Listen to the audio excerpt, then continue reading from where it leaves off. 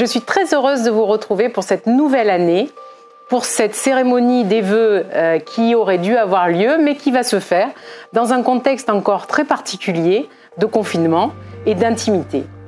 C'est important pour moi de me présenter à vous, pour vous présenter mes meilleurs vœux, pour vous dire à quel point cette année a été atypique. Notre arrivée au pouvoir, bien sûr, il y a 6 mois, a été dans un contexte très étonnant politique qui a prévalu à ce qui est des élections extrêmement longues avec un confinement au milieu, avec de nouvelles expériences notamment pour faire des masques et qui nous a conduit à prendre le pouvoir de cette ville et nous sommes aujourd'hui aux affaires depuis 6 mois. C'est important parce que ce Covid a occasionné des fêtes de fin d'année très spéciales. Nous étions donc dans l'impossibilité de nous retrouver. Nous avons, nous, mis l'accent sur les illuminations parce que je crois que c'était important quand même de garder un certain nombre d'événements qui étaient capables de redonner du bonheur ou de l'espoir aux gens. Nous avons fait des illuminations, je pense, qui étaient à la hauteur de notre ville. Pour autant, c'est vrai que nous avons fini l'année sur ce contexte un peu d'enfermement et je dois vous dire que le fait d'avoir eu moi-même le Covid, je peux témoigner que ce n'est pas une chose extrêmement agréable et qu'il faut vraiment se protéger. Sur l'épisode de la vaccination qui est censé commencer maintenant, je crois qu'il faut vraiment que nous mettions les moyens pour que le plus grand nombre d'entre nous soient vaccinés.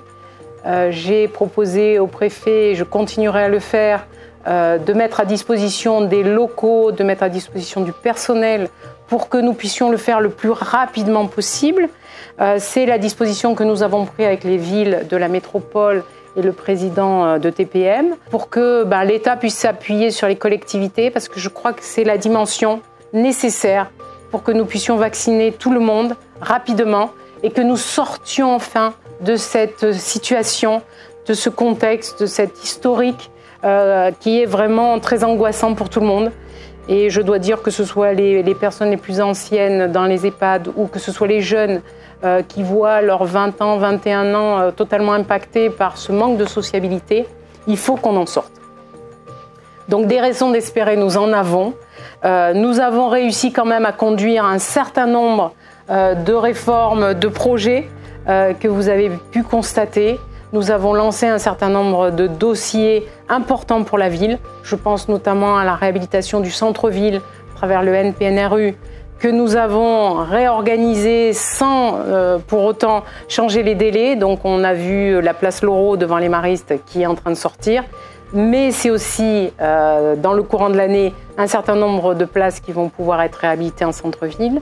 Nous avons réussi à réenchanter le marché du centre-ville avec des concerts, bien sûr dans la période où c'était encore possible, mais qui a fait que les gens sont revenus sur le centre-ville.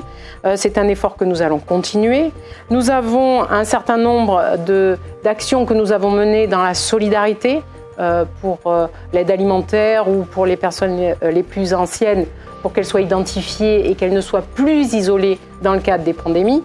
Donc ça, c'était un bilan de 6 mois. Et aujourd'hui, je veux vous assurer de tout notre engagement pour rebondir lorsque nous sortirons de cette période très angoissante. Il faut que nous soyons prêts pour fêter nos retrouvailles. Il est important aujourd'hui de travailler à cette sortie de crise au printemps prochain pour que nous retrouvions la ville que nous aimions, que nous retrouvions nos amis, que nous retrouvions les occasions de faire la fête, de s'embrasser, d'avoir de bons moments ensemble. Ça, c'est le vœu que je forme pour cette reprise. Ce que j'aimerais, c'est que pour cette année 2021, nous ayons les conditions optimales de retrouver l'essentiel. C'est-à-dire que cette pandémie nous a obligés à regarder ce qui est essentiel pour nous, ce qui est essentiel dans le cadre de notre famille, ce qui est essentiel dans le cadre de nos amis, dans le cadre de vie dans lequel nous vivons, c'est-à-dire la convivialité, les occasions de se retrouver. L'essentiel, c'est la vie. Donc, nous travaillons ardemment pour que des projets démarrent. Nous avons parlé bien sûr du projet de la corniche de Tamaris. Et dès le début décembre, à TPM, nous avons voté les crédits pour lancer le maître d'œuvre, tous les marchés qui vont régir à la réalisation de cette corniche. Nous avons le projet, bien sûr, d'ouvrir le sentier sous-marin d'ici juin pour que tous les enfants de la Seine puissent mettre un masque, des palmes et aller comprendre ce qui se passe sous la mer, parce que notre aspect environnemental, écologique le plus important, c'est quand même la mer pour nous. La mer, c'est le fil conducteur de tout le projet de requalification que nous voulons pour la ville de la Seine. C'est ce que nous avons identifié comme le schéma global de mise en valeur de notre littoral. Nous l'avons appelé le collier de perles. Et je le présenterai rapidement à la presse en janvier pour le décliner ensuite sur des rencontres et montrer à quel point la ville de la Seine est riche de sites particuliers, de savoir-faire particuliers, de connaissances particulières. Et ça se décline de Brégaillon au massif du Cap-Sicié, en passant par le principal port scientifique d'Europe, le premier port scientifique d'Europe, c'est la Seine-sur-Mer, avec Brégaillon, l'Ifremer, CNRS, toutes les grandes institutions qui sont sur le territoire sénois.